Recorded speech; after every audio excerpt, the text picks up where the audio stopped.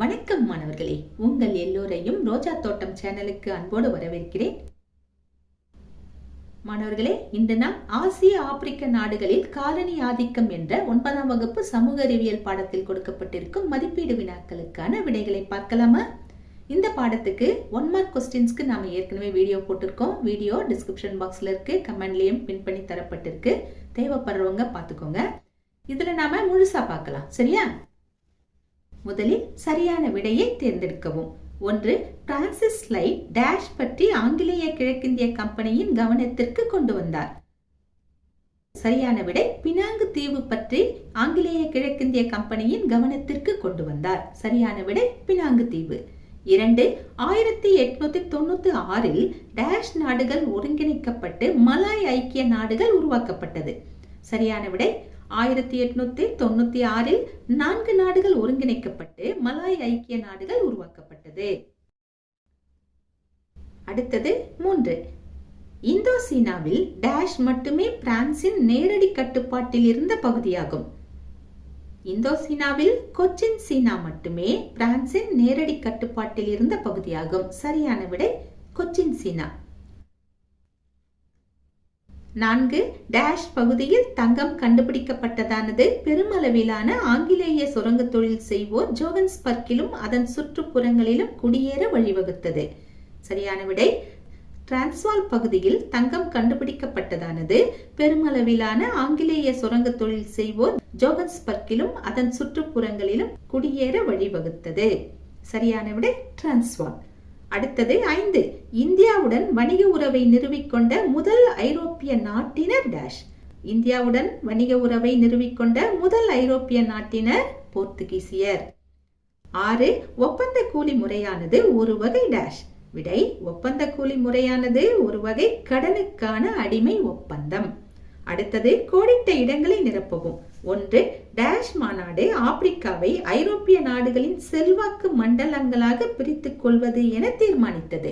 சரியான விடை பெர்லின் குடியேற்ற மாநாடு ஆப்பிரிக்காவை ஐரோப்பிய நாடுகளின் செல்வாக்கு மண்டலங்களாக பிரித்துக் கொள்வது என தீர்மானித்தது.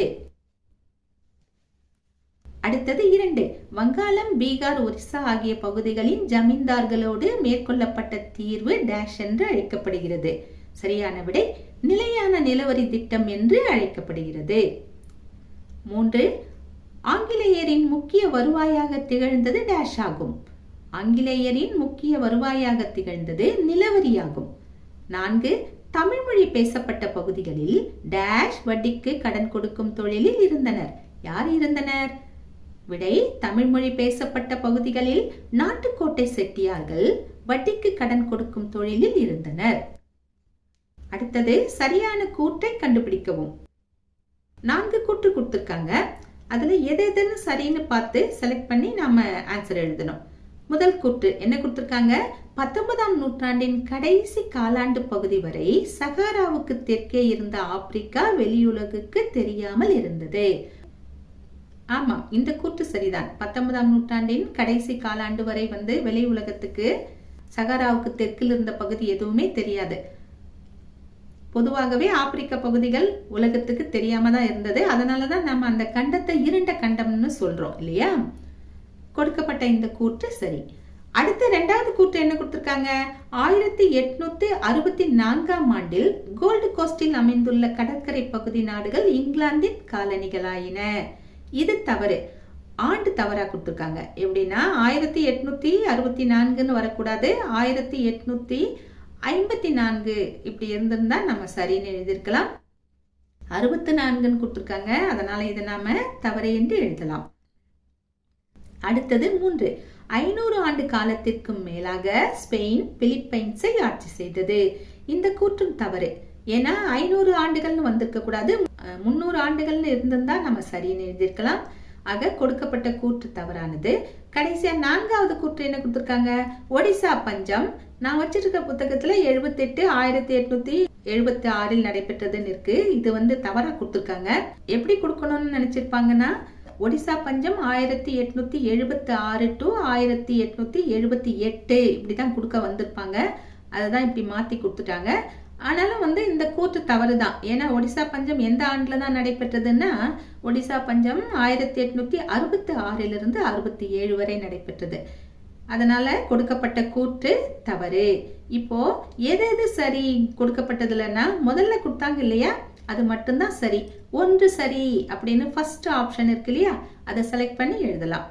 அடுத்தது இரண்டாவது கேள்வி என்ன கொடுத்திருக்காங்க? முதல்ல 1640 பிரெஞ்சுக்காரர்கள் ஜாவாவையும் சுமத்ராவையும் கைப்பற்றினர். இது தவறு. பிரெஞ்சுக்காரர்கள் கைப்பற்றல, டச்சுக்காரர்கள் தான் கைப்பற்றினாங்க. அதனால் கொடுக்கப்பட்ட கூற்று இங்கே தவறானது. அடுத்தது இரண்டாவதா என்ன கொடுத்திருக்காங்க? மலாக்காவை கைப்பற்றியதன் மூலம் ஆங்கிலேய குடியேற்றங்களை கைப்பற்றும் பணியை டச்சுக்காரர் தொடங்கினர். இந்த கூற்றும் தவறு. ஆங்கிலேய குடியேற்றங்கள்னு வந்திருக்க கூடாது, போர்த்துகீசிய குடியேற்றங்கள்னு வந்திருக்கணும். அதனால இது தவறு. அடுத்தது மூன்றாவதா என்ன கொடுத்திருக்காங்க? காங்கோ ஆற்றின் வடிநிலத்தோடு தொடர்புடைய அனைத்து பிரச்சனைகளையும் பேசி தீர்ப்பதற்காகவே பெர்லின் மாநாடு கூடியது. இந்த கூற்று சரிதான். வடிநில தீரத்தோடுன்னு கொடுத்திருக்காங்க. அப்படி இருந்தா மாத்தி வடிநிலத்தோடு தொடர்புடைய இந்த மாதிரி படிங்க. சரியா? இந்த கூற்று சரிதான். அதாவது மூன்றாவது தரப்பட்ட கூற்று சரி. நான்காவதா என்ன கொடுத்திருக்காங்க? சுல்தான் ஜான்ஜிபாரின் பகுதிகள் பிரான்ஸ் மற்றும் ஜெர்மனியின் செல்வாக்கு மண்டலங்களாக பிரிக்கப்பட்டன. இது தவறு.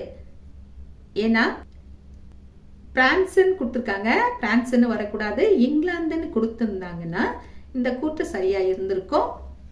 இப்போ கொடுக்கப்பட்ட கூற்று தவறு. பிரான்ஸ் கிடையாது, இங்கிலாந்து. இப்போ சரியான விடையா நாம எதை செலக்ட் பண்ணலாம்? அதாவது மூன்றாவதா கொடுக்கப்பட்ட கூற்று மட்டும் தான் சரி இல்லையா, மற்ற அனைத்துமே தவறானது. அப்போ இ ஆப்ஷன் இருக்கு பாருங்க, 3 சரி இப்படி இருக்கு இல்லையா, அதை செலக்ட் பண்ணி எழுதலாம். அடுத்தது மூன்றாவது கேள்வி. கூற்று என்ன கொடுத்திருக்காங்க? சென்னை மாகாணத்தில் 1876 to 1878 ஆண்டுகளில் நிலவிய பஞ்சத்திற்கு முன்னர் பெரும் வறட்சி நிலவியது. ஆமா, இது சரிதான். முதல்ல வறட்சி வந்தது, அதுக்கப்புறம் தான் பஞ்சம் வந்தது. எப்பயும் அப்படித்தானே இல்லையா? காரணம் என்ன கொடுத்திருக்காங்க? காலனி அரசு உணவு தானிய வணிகத்தில் தலையிடா கொள்கையை பின்பற்றியது. இந்த காரணமும் சரிதான். பஞ்சமா இருந்தப்பவும் அவங்க நம்ம நாட்டுல இருந்து உணவு ஏற்றுமதியே செய்துட்டு தான் இருக்காங்க. இங்கேயே பஞ்சமா இருக்கு, நாம உபயோகிக்கலாம், ஆனா அதை செய்ய விடாம வெளிநாட்டுக்கு ஏற்றுமதி பண்றாங்க. கேட்டா உணவு தானிய வணிகத்தில் தலையிடா கொள்கைன்னு கதை சொன்னாங்க. இந்த காரணமும் சரிதான். ஆக இதற்கு எந்த விடையை எழுதலாம்? கடைசியா கொடுத்திருக்காங்க பாருங்க, கூற்று சரி, காரணம் கூற்றுக்கான சரியான விளக்கம் கொடுத்திருக்காங்க இல்லையா. நான்காவதா இ ஆப்ஷன் இருக்கு பாருங்க, அதை தேர்வு செய்து எழுதலாம்.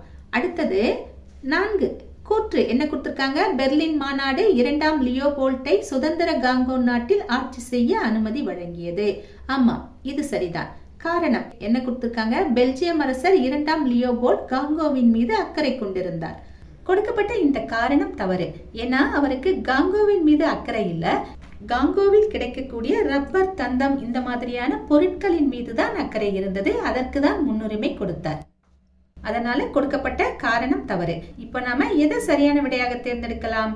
கூற்று சரி, காரணம் தவறு. இப்படி மூன்றாவது ஆப்ஷன் இ ஆப்ஷன் கொடுத்திருக்காங்க இல்லையா, அதை செலக்ட் பண்ணி எழுதலாம். கூற்று சரி, காரணம் தவறு. அடுத்தது வாங்க பொருத்தலாம். பொருத்துக. லியோபோல்ட் இவரை பெல்ஜியத்தோடு பொருத்தலாம். மெனிலிக் இவரை எத்தியோப்பியாவோடு பொருத்தலாம்.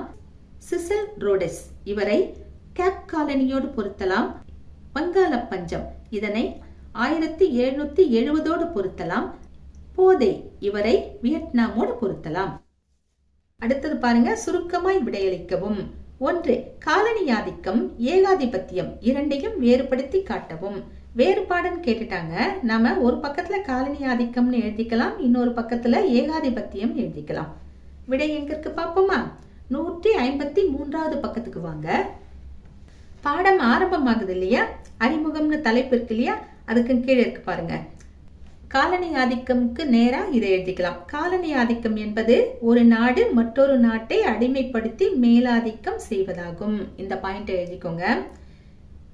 அடுத்தது ஏகாதிபத்தியம் பக்கத்துக்கு வாங்க. ஏகாதிபத்தியத்துக்கு கீழே என்ன எழுதணும்னா, 153வது பக்கத்திலேயே இந்த பக்கத்துல ஒரு பத்தி இருக்கு பாருங்க, 6வது வரைக்கும் வாங்களே.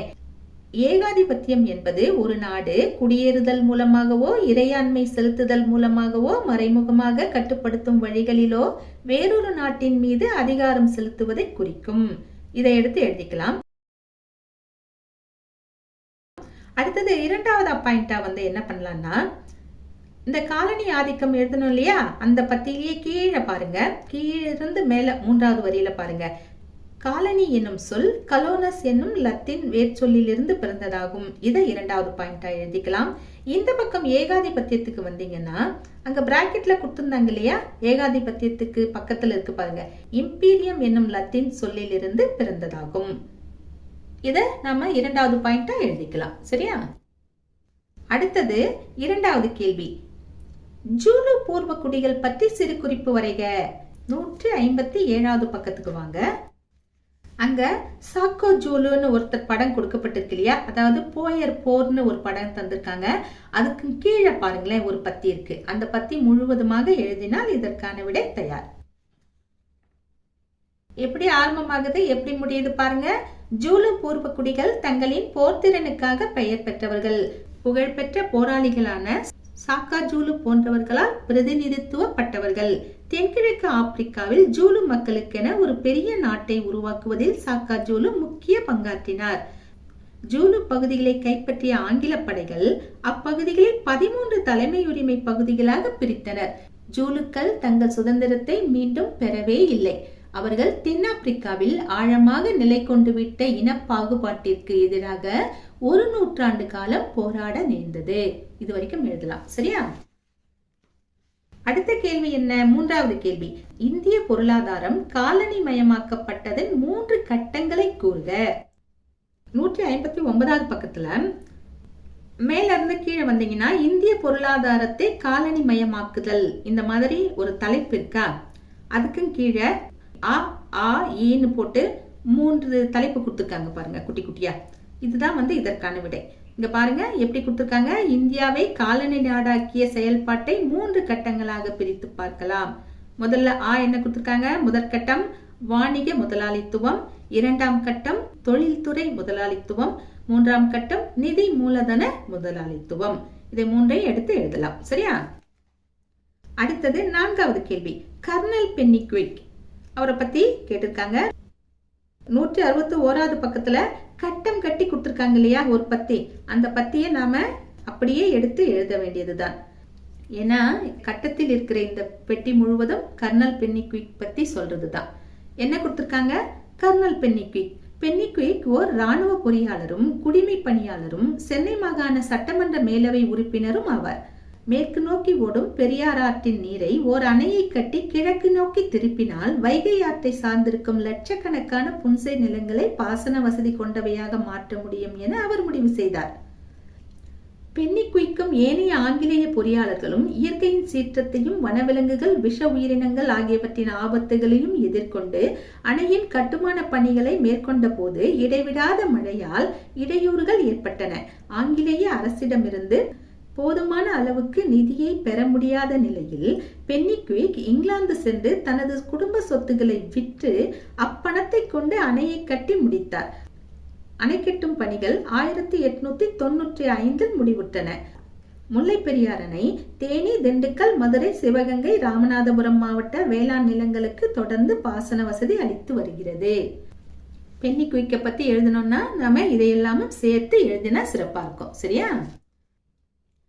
கடைசி 5வது கேள்வி என்ன கேட்டிருக்காங்க, தாயக கட்டணங்கள் பற்றி விளக்கவும். ஹோம் சார்ஜஸ் பத்தி கேட்டிருக்காங்க. இதற்கான விடைய நான் சொல்றேன், நீங்க நோட் பண்ணிக்கோங்க. சரியா? தாயக கட்டணங்கள்னா இதற்கு பல விதங்களில் பொருள் உண்டு. நாம படிக்கிற இந்த பாடம் ஆசிய ஆப்பிரிக்க நாடுகளில் காலனி ஆதிக்கம் இதுதான் இல்லையா? அப்போ இந்த பார்வையில் யோசித்து நாம இந்த விடையை எழுதலாம். சரியா? பொதுவா தாயக கட்டணம், அதாவது காலனி ஆதிக்கத்துல தாயக கட்டணம் அப்படின்னா என்னன்னா, நம்ம நாட்டை பிரிட்டிஷ்காரங்க ஆட்சி செய்தாங்க இல்லையா? எதன் மூலமா ஆட்சி செய்தாங்கன்னா கிழக்கிந்திய கம்பெனியின் மூலமாக ஆட்சி செய்தாங்க. இந்த கிழக்கிந்திய கம்பெனி இந்தியாவில் இருக்கிற நம்ம பணத்தை பிரிட்டிஷ் அரசாங்கத்துக்கு கொடுக்குது. ஏன்னா அதுதான் அவங்களுடைய ஹெட் ஆபீஸ் இல்லையா? அந்த அரசாங்கத்துக்கு கொடுக்குது. ஏன்னா அங்க இருக்கிற மெயின்டெனன்ஸ் செலவுக்கு இந்த பணத்தை தான் அவங்க உபயோகப்படுத்தினாங்க. இப்ப நம்ம அரசாங்கத்துக்கு நாம வரி கட்டுவோம் இல்லையா? ஏன் வரி கட்டுறோம்? நம்ம அரசாங்கம் நம்மள ஆட்சி செய்யணும், எல்லா வசதியும் பண்ணி கொடுக்கணுங்கிறதுக்காக, நிர்வாக செலவுக்காக நாம வரி கட்டுவோம். அதே மாதிரிதான் கிழக்கிந்திய கம்பெனியானது நம்ம நாட்டில இருந்து நம்ம பணத்தை எடுத்து பிரிட்டிஷ் அரசாங்கத்துக்கு கொடுத்தது. அதை வச்சுக்கிட்டு அவங்க அவங்களுக்கு வேண்டிய செலவுகளை செய்துக்கிட்டாங்க. இதுக்கு பேரு தான் தாயக கட்டணம். எப்படி எழுதலாம்? கிழக்கிந்திய கம்பெனி பிரிட்டிஷ் அரசாங்கத்திற்கு அனுப்பிய பணத்தையே தாயக கட்டணங்கள் என்கிறோம். இந்த பணத்தை பிரிட்டிஷ் அரசாங்கம் தனது நிர்வாக செலவிற்கும் இதர செலவிற்கும் பயன்படுத்தி கொண்டது. எந்தெந்த செலவுக்கெல்லாம் பயன்படுத்திச்சுன்னா வரிசைப்படுத்திடலாமா? சிவில் மற்றும் ராணுவ நிர்வாக செலவுகள், அதிகாரிகளுக்கு அளிக்கப்படும் ஓய்வூதியங்கள், ரயில்வே முதலீடுகள், வாங்கிய கடனுக்கான வட்டி, இது போன்ற செலவுகளுக்கு நாம் அளித்த பணத்தை, அதாவது தாயக கட்டணங்களை பயன்படுத்தி கொண்டது. யார் பயன்படுத்திக்கிட்டாங்க? பிரிட்டிஷ் அரசாங்கம். கொடுத்தது யாரு? கிழக்கிந்திய கம்பெனி. கிழக்கிந்திய கம்பெனி யாரோடது? பிரிட்டிஷ் அரசாங்கத்தோடையது. அதாவது நம்ம பணத்தை எடுத்து அவங்க அரசுக்கு கொடுத்தாங்க. சரியா? இதுக்கு பேரு தான் தாயக கட்டணம். அடுத்தது பாருங்க, விரிவாக விடையளிக்கவும். முதல் கேள்வி என்ன கேட்டிருக்காங்க? இந்தியாவில் ஆங்கிலேய ஆட்சியின் பொருளாதார தாக்கத்தை விவாதிக்கவும். 160வது பக்கத்துக்கு வாங்க. அங்க 11.4 போட்டு ஆங்கிலேய ஆட்சியின் பொருளாதார தாக்கம்னு இருக்கா? இந்த தலைப்பின் கீழ் இருக்கிறத தான் நாம விடையா எழுதணும். இத பொதுவாவே கேட்டுட்டாங்கன்னா நம்ம கதையா ரொம்ப லென்த்தா கூட எழுதலாம். இங்க சின்ன சின்ன தலைப்புகள் போட்டிருக்காங்க பாருங்க. அந்த தலைப்பை எல்லாம் நம்ம கட்டாயம் எழுதிடணும். எழுதிட்டு அந்த தலைப்பின் கீழே ஒரு சில பாயிண்ட நாம மென்ஷன் பண்ணி எழுதியாகணும். சரியா? என்ன தரப்பட்டிருக்கு? வேளாண்மை சூழல்னு கொடுத்துருக்காங்க. அதை எழுதிக்கலாம். எழுதிட்டு அந்த முதல் 4 வரியை எழுதலாம். என்ன எழுதலாம்? கவர்னர் ஜெனரல் காரன்வாலிஸ் இங்கிலாந்தில் ஒரு பெரிய நிலப்பிரபு ஆவார். ஆங்கில முறையை முன்மாதிரியாக கொண்டு இந்தியாவிலும் நிலப்பிரபுக்களை உருவாக்க அவர் திட்டமிட்டார். இந்த பாயிண்டை எழுதிக்கோங்க. அப்படியே ஒரு 4-5 லைன் விட்டுட்டு கீழே வாங்களே. இந்தியாவில் முதல் முறையாக ஜமீன்தார்கள் என்ற பெயரில் நிலப்பிரபுக்கள் என்னும் வர்க்கத்தால் உருவாக்கப்பட்டனர். அந்த பாயிண்ட் எழுதிக்கோங்க. அதுக்கு கீழேயே கண்டினியூ பண்ணுங்க. நிலங்களுக்கு உரிமையாளர்களாக மாறிய இவர்கள் தங்கள் சொத்துக்களை மற்றவர்களுக்கு விற்கவும் வாரிசாக நிலங்களை பெறவும் உரிமை பெற்றனர். மறுபுறம் விவசாயிகள் வெறும் குத்தகைதாரர்களாக மாற்றப்பட்டனர். இதை எழுதுங்க. அதுக்கப்புறம் அப்படியே மேல போனீங்கன்னா 3 லைனை விட்டுட்டு 4வது லைன்ல பாருங்க. வங்காளம், பீகார், ஒடிசா ஆகிய பகுதிகளை சேர்ந்த ஜமீன்தார்களுடன் மேற்கொள்ளப்பட்ட இந்த தீர்வு நிலையான நிலவரி திட்டம் என அழைக்கப்பட்டது. இதை எழுதிடுங்க. அதுக்கு தொடர்ச்சியாகவே இருக்கு இல்லையா அடுத்த பேராகிராஃப். ரயத்வாரி முறை என்பது தென்னிந்தியாவில் அறிமுகம் செய்யப்பட்ட வேறுபட்ட நில வருவாய் வரி முறையாகும். இந்த பாயிண்டை எழுதுங்க. எழுதிட்டு அந்த பத்தியில அப்படியே கீழே வந்தீங்கன்னா கீழே இருந்து 6 லைன் மேல போங்க. தனிநபருக்கு சொந்தமான நிலங்கள் முறையாக பதிவு செய்யப்பட்டன. தனது நிலங்களை விற்கவும் அடகு வைக்கவும் குத்தகைக்கு விடவும் நிலத்தின் மீதான தனது உரிமையை வேறொருவருக்கு வழங்கவும் விவசாயி உரிமை பெற்றிருந்தார். இது எதன்படி உரிமை பெற்றிருந்தார்னா ரயத்வாரி முறையின்படி உரிமை பெற்றிருந்தார். சரியா? இதை எழுதுங்க. இப்போ இந்த டாபிக், அதாவது வேளாண்மை சூழல் முடிஞ்சிருச்சு. அடுத்த ஹெட்டிங் என்ன கொடுத்திருக்காங்க? நில வருவாயும் விவசாயிகள் வறுமைக்கு ஆளாக்கப்படுதலும். இப்படி ஒரு தலைப்பு இருக்கா? இந்த தலைப்பை எழுதிக்கலாம். எழுதிட்டு முதல் 3 வரியை எழுதணும். என்ன கொடுக்கப்பட்டிருக்கு? ஆங்கிலேயரின் வருவாய்க்கு முக்கிய ஆதாரமாக திகழ்ந்த நிலவரி கட்டாயமான முறைகளில் வசூல் செய்யப்பட்டது. இதை எழுதிட்டு அப்படியே ஒரு 6 வரியை விட்டுட்டு அதே பத்தியில கீழே வாங்க. அரசாங்கம் கடன் வசதிகள் செய்து தராததால் விவசாயிகள் கடன் பெற வட்டி கடைக்காரர்களையே சார்ந்திருந்தனர். வட்டிக்கு கடன் வழங்குவதை தொழிலாக கொண்டவர்கள் ஒரு குறிப்பிட்ட கடன் வழங்கும் முறையை பின்பற்றினர். இதை எழுதுங்க. அதுக்கு தொடர்ந்தே எழுதுங்க அடுத்த பாயிண்ட். கடன் வழங்குவோர் மகஜன், சவுக்கார், போரா போன்ற பல்வேறு சமூகங்களை சேர்ந்தவர்களாய் இருந்தனர். தமிழ் மொழி பேசப்பட்ட பகுதிகளில் நாட்டுக்கோட்டை செட்டியார்கள் கடன் வழங்குவதை தொழிலாக கொண்டிருந்தனர். இதை எழுதுறீங்களா? அடுத்தது அப்படியே தொடர்ந்து வாங்க.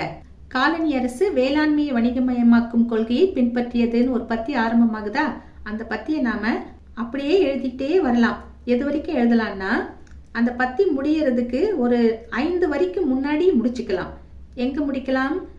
பன்னாட்டு சந்தையின் விலை நிலவரங்களை சார்ந்திருக்க வேண்டிய நிலை உருவாகியது இருக்கா?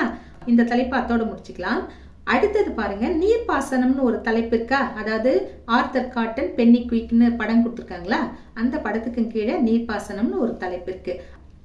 அந்த தலைப்புக்கு கீழே இருக்கிற அந்த முழு பத்தியையும் நாம அப்படியே எடுத்து எழுதலாம். எழுதிட்டு அதுக்கு கீழே பஞ்சங்கள்னு ஒரு தலைப்பு இருக்கு பாருங்க. அங்க முதல் 5 வரிய முதல் பாயிண்டா எழுதிக்கங்க. எப்படி எழுதலாம்? காலனி அரசின் சுதந்திர வணிக கொள்கையும் கடுமையான நிலவரி வசூல் முறையும் பஞ்சங்கள் தோன்றுவதற்கு வழியமைத்து கொடுத்தன.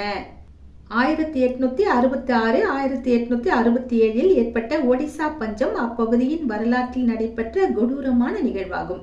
இந்த பாயிண்டை எழுதிடுங்க. எழுதிட்டு அப்படியே அடுத்த பக்கத்துக்கு வாங்க. அதாவது 1866 ஒடிசா பஞ்சம்னு ஒரு படம் கொடுத்துருக்காங்க இல்லையா, அதாவது 162வது பக்கத்துல சொல்றேன். அந்த படத்துக்கு கீழே இருக்கிற பத்தியில 11 வரிய நாம இதற்கான விடையா எழுதியாகணும். என்ன தரப்பட்டிருக்கு? சென்னை மாகாணத்தில் 1876 1878 ஆண்டுகளில் நிலவிய பஞ்சத்திற்கு முன்னதாக வறட்சி நிலவியது. காலனி அரசு உணவு தானிய வாணிகத்தில் பின்பற்றிய தலையிடா கொள்கை நிலைமையை மேலும் மோசமாக்கியது. எடுத்துக்காட்டாக, சென்னை மாகாணத்தில் இப்பஞ்சத்தால் மிக மோசமான பாதிப்புக்குள்ளான கஞ்சம், விசாகப்பட்டினம் ஆகிய 2 மாவட்டங்களில் இருந்து இப்பஞ்ச காலத்திலும் உணவு தானியங்கள் ஏற்றுமதி செய்வது தொடர்ந்து நடைபெற்றது. இது வரைக்கும் எழுதலாம். அடுத்தது கீழே கொடுத்துருக்காங்க பாருங்க, ஒப்பந்த கூலி முறைன்னு ஒரு தலைப்பு இருக்கா. அந்த தலைப்பை எழுதிட்டு முதல் 2 வரியை எழுதுங்க. ஒப்பந்த கூலி முறையானது பெற்ற கடனுக்காக உழைப்பை நல்கும் ஒரு ஒப்பந்த முறையாகும். பணத்தை கடன் வாங்கிட்டாங்கன்னா பணம் கட்ட முடியாத நிலைமை வரும்போது நான் உங்களுக்கு வேலை செஞ்சே அதை கழிக்கிறேன் அப்படின்னு எழுதுறதுக்கு பேரு தான், அக்ரிமெண்ட்ல சைன் பண்றதுக்கு பேரு தான் இந்த ஒப்பந்த கூலி முறை. இந்த 3 வரியை எழுதிட்டு அதுக்கு கீழே அதே பத்தியில 8வது வரைக்கும் வாங்களேன். இம்முறை 1843 இந்தியாவில் அடிமை முறை ஒழிக்கப்பட்ட போது தொடங்கப்பட்டு 1920 வரை நீடித்தது. இதனால் பெரும் எண்ணிக்கையிலான இந்தியர்கள் புலம்பெயர்ந்து இந்திய பெருங்கடல், அதாவது ரீயூனியன் மொரிஷியஸ், இந்திய பெருங்கடல் முதலாக பசிபிக் பெருங்கடல், எந்த இடம்? பிஜித் தீவுகள், பசிபிக் பெருங்கடல் வரை பரவி இந்தோ கரிபிய இந்தோ ஆப்பிரிக்க மக்கள் தொகை பெருகுவதற்கு காரணமாயினர். இது வரைக்கும் எழுதலாம். சரியா? பிக் கொஸ்டினை இதோட முடிச்சுக்கலாம். அடுத்த கேள்வி என்ன? 2வது கேள்வி, ஆப்பிரிக்காவில் காலனி ஆதிக்கம் ஏற்பட்டதை விவரி. 156வது பக்கத்துக்கு வாங்க. மேல பாருங்க 11.2 ஆப்பிரிக்க காலனியாதல்னு இருக்கா தலைப்பு. அங்கிருந்து நாம இதற்கான விடையை ஆரம்பிக்கணும். எங்கிருந்து ஆரம்பிக்கலாம்னா அந்த தலைப்புக்கு கீழே 6வது வரைக்கும் வாங்களேன். 1875க்கு பின்னர் ஐரோப்பியரின் ஊடுருவலும் குடியேற்றங்களை நிறுவுதலும் பெருமளவில் நடைபெற தொடங்கியது. இப்படி ஆரம்பமாகுது இல்லையா? அங்க இருந்து அந்த பத்தி முழுசா எழுதிடலாம். அதாவது ஆப்பிரிக்க போட்டி என அழைக்கப்படுகிறது. அது வரைக்கும் எழுதிட்டு அடுத்து தென்னாப்பிரிக்கான்னு ஒரு தலைப்பு இருக்கா. அங்க என்ன தரப்பட்டிருக்கு? தென்னாப்பிரிக்காவில் ஆங்கிலேயர் நேட்டால், கேப் காலனி ஆகிய பகுதிகளை பெற்றிருந்தனர். இப்படி ஆரம்பமாகுது. இப்படி ஆரம்பமாகிற அந்த முழு பத்தியையும் எழுதணும். அதாவது அடுத்த பக்கத்துல 1909 தென்னாப்பிரிக்கா எனும் நாடு உதயமானது இருக்கு இல்லையா, அது வரைக்கும் எழுதிட்டு அடுத்தது அந்த சாக்கா ஜூலு படம் இருக்கு இல்லையா, சாக்கா ஜூலு பத்தி ஒரு பேராகிராஃப் கொடுத்துருக்காங்க இல்லையா, ஜூலு பூர்வ குடிகள்னு. அதுல 10வது வரியிலிருந்து இதற்கான விடையை எழுத ஆரம்பிக்கணும். ஜூலு பகுதிகளை கைப்பற்றிய ஆங்கிலேய படைகள் அப்பகுதிகளை 13 தலைமை உரிமை பகுதிகளாக பிரித்தனர். ஜூலுக்கள் தங்கள் சுதந்திரத்தை மீண்டும் பெறவே இல்லை. அவர்கள் தென்னாப்பிரிக்காவில் ஆழமாக நிலை கொண்டு விட்ட இனப்பாகுபாட்டிற்கு எதிராக 1 நூற்றாண்டு காலம் போராட நேர்ந்தது. இது வரைக்கும் எழுதிக்கலாம். அடுத்தது ரோடிசியான்னு ஒரு தலைப்பு இருக்கா. அந்த தலைப்பில் இருக்கிற முழு பத்தியையுமே இதற்கான விடையா எழுதலாம். அடுத்த தலைப்பு என்ன கொடுத்திருக்காங்க? மேற்கு ஆப்பிரிக்கா. மேற்கு ஆப்பிரிக்காவையும் நம்ம அப்படியே கவர் பண்ணி எழுதலாம். பிரெஞ்சு மேற்கு ஆப்பிரிக்கா இதையும் நம்ம அப்படியே எழுதலாம். கடைசியில காங்கோன்னு இருக்கு பாருங்க. காங்கோல முதல் 6 வரியை எழுதலாம். இது வரைக்கும்னா பெல்ஜியம் அரசர் 2ஆம் லியோபோல்ட் காங்கோவை கைப்பற்ற ஆர்வம் கொண்டிருந்தார். எனவே பெர்லின் மாநாடு 2ஆம் லியோபோல்டுக்கு காங்கோ பகுதியில் தன்னாட்சி அரசை ஏற்படுத்தி கொள்ள அனுமதி வழங்கியது. இது வரைக்கும் எழுதிட்டு அடுத்த பக்கத்துக்கு வாங்க. லியோபோல்டு படம் இருக்கு இல்லையா, அந்த படத்துக்கு கீழே அந்த பத்தி முடியும் போது இருக்கிற 2 வரியை எழுதணும். 1908 காங்கோவின் இறையாண்மை லியோபோல்டிடம் இருந்து பெல்ஜியம் அரசுக்கு கைமாறியது. இது வரைக்கும் எழுதிடுங்க. அடுத்த தலைப்பு என்ன கொடுத்திருக்காங்க? கிழக்கு ஆப்பிரிக்கா. கிழக்கு ஆப்பிரிக்காவில் முதல் 4 வரியை எழுதலாம். என்ன கொடுத்திருக்காங்க? 1886 ஜான்ஜிபார் சுல்தானுக்கு சொந்தமான பல பகுதிகள் இங்கிலாந்து, ஜெர்மனி ஆகியவற்றின் செல்வாக்கு மண்டலங்களாக பிரிக்கப்பட்டன. இத ஒரு பாயிண்டா எழுதிக்கலாம். அடுத்து ஜெர்மானியர்னு ஒரு தலைப்பு இருக்கா? ஜெர்மானியர் ஜெர்மானிய கிழக்கு ஆப்பிரிக்கா என பின்னர் உருவான பகுதியில் தங்கள் ஆட்சியை நிறுவினர். இந்த பாயிண்டை எழுதிக்கலாம். அடுத்தது பாருங்க, போர்த்துகீசியரின் அங்கோலா மற்றும் மொசாம்பிக்னு ஒரு தலைப்பு இருக்கா? அங்க அந்த தலைப்பின் கீழே இருக்கிற அந்த முழு பத்தியையும் எழுதிக்கலாம்.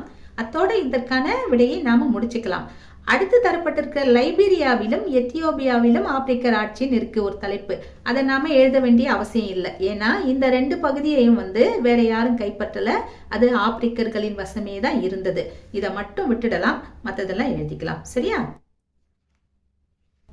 மாணவர்களே, இன்று நாம் ஆசிய ஆப்பிரிக்க நாடுகளில் காலனி ஆதிக்கம் என்ற பாடத்தில் கொடுக்கப்பட்ட மதிப்பீடு வினாக்களுக்கான விடைகளை பார்த்தோம். நாம் வேறு பாடத்தோடு மீண்டும் சந்திக்கலாம். டாடா, பபாய்.